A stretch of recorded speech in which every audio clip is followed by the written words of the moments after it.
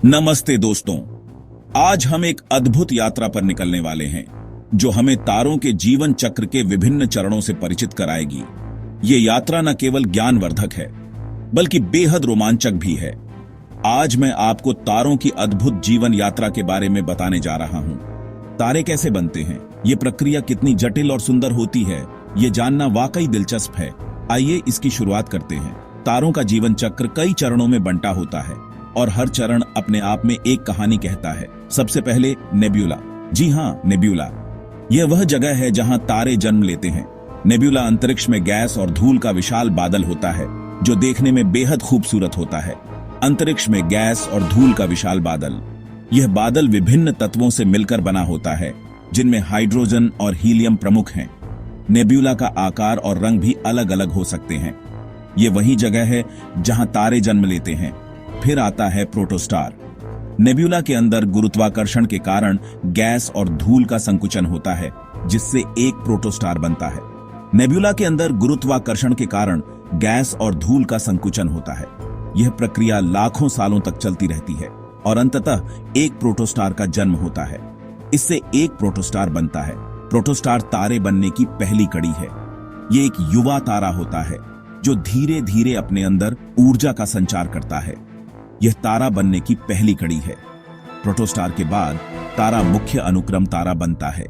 यह वह समय है जब तारा स्थिर हो जाता है और अपने जीवन का अधिकांश समय इसी अवस्था में बिताता है। अब मैं आपको मुख्य अनुक्रम तारा के बारे में बताऊंगा। यह वह समय है जब तारा स्थिर हो जाता है और अपने जीवन का अधिकांश समय इसी अवस्था में बिताता है। इस अवस्था में तारा हाइड्रोजन को हीलियम में परिवर्तित करता है। यह वह समय है जब तारा स्थिर हो जाता है और अपने जीवन का अधिकांश समय इसी अवस्था में बिताता है। इस अवस्था में तारा हाइड्रोजन को हीलियम में परिवर्तित करता है जिससे ऊर्जा उत्पन्न होती है। हमारा सूर्य भी एक मुख्य अनुक्रम तारा है।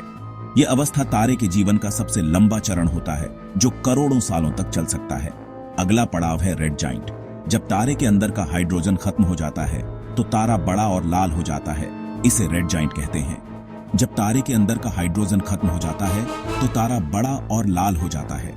इसे रेड जाइंट कहते हैं। इस अवस्था में तारा अपने बाहरी परतों को फैलाता है और उसका आकार कई गुना बढ़ जाता है।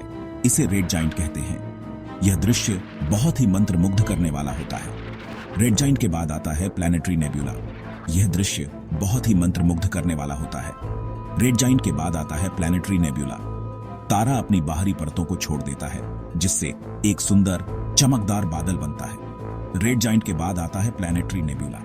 तारा अपनी बाहरी परतों को छोड़ देता है जिससे एक सुंदर चमकदार बादल बनता है। इसे प्लैनेटरी नेब्यूला कहा जाता है। तारा अपनी बाहरी परतों को छोड़ देता है जिससे एक सुंदर चमकदार बादल बनता है। इसे प्लैनेटरी नेब्यूला कहा जाता है।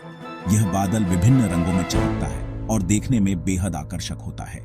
इसे प्लैनेटरी नेब्यूला कहा जाता है। आखिर में तारे का जीवन समाप्त होता है व्हाइट ड्वार्फ के रूप में।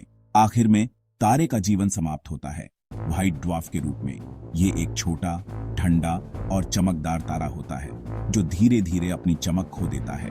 ये एक छोटा, ठंडा और चमकदार तारा होता है जो धीरे धीरे अपनी चमक खो देता है। व्हाइट ड्वार्फ तारे के जीवन का अंतिम चरण होता है जहां तारा अपनी ऊर्जा समाप्त कर चुका होता है। और दोस्तों, यही है तारे का जीवन चक्र। नेब्यूला से व्हाइट ड्वार्फ तक यह यात्रा अद्वितीय और शानदार होती है। हर चरण में तारे की कहानी बदलती है और हमें कुछ नया सिखाती है। नेब्यूला से व्हाइट ड्वार्फ तक यह यात्रा अद्वितीय और शानदार होती है। तारों का जीवन चक्र हमें यह सिखाता है कि परिवर्तन ही जीवन का नियम है। अगर आपको यह वीडियो पसंद आया हो तो लाइक और सब्सक्राइब जरूर करें। और हाँ, अगली बार फिर मिलेंगे एक और दिलचस्प वीडियो के साथ। धन्यवाद। और हाँ, अगली बार फिर मिलेंगे एक और दिलचस्प वीडियो के साथ। धन्यवाद। तारों की इस अद्भुत यात्रा में हमारे साथ बने रहने के लिए आपका धन्यवाद।